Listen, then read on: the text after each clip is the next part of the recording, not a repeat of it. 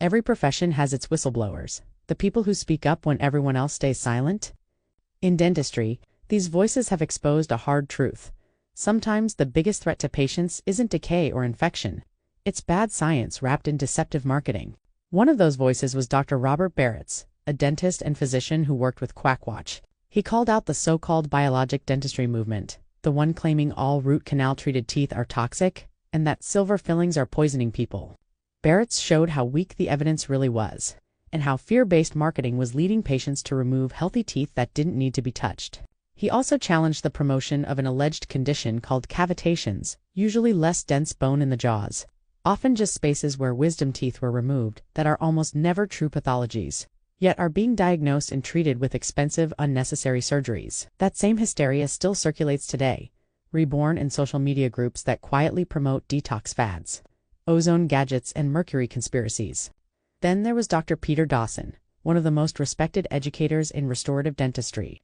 He spent decades teaching advanced dentistry skills and warning about the dangerous rise of the neuromuscular bite fad. Dawson saw how this pseudoscientific approach became the excuse for crowning entire mouths of healthy teeth, all in pursuit of a mythical perfect bite. He called it what it was: unnecessary, expensive, and damaging.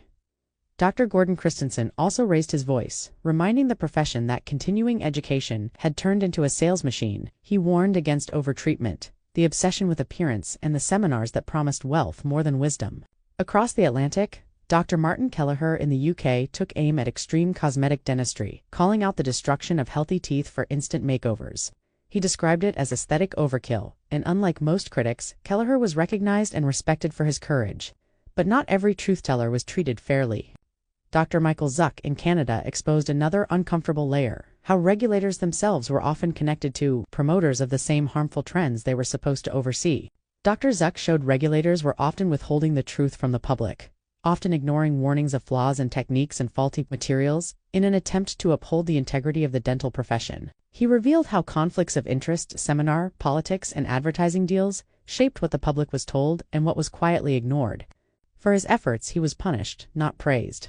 Zuck endured one of the profession's most expensive disciplinary attacks in history, over writing a tell-all book titled Confessions of a Former Cosmetic Dentist, and for promoting less aggressive alternatives to instant orthodontics, which drilled teeth straight for porcelain veneer. The pattern is clear: reward those who sell, silence those who warn. Yet these dentists, Barrett's, Dawson, Christensen, Kelleher, and Zuck, remind us that real professionalism means protecting patients, not profits.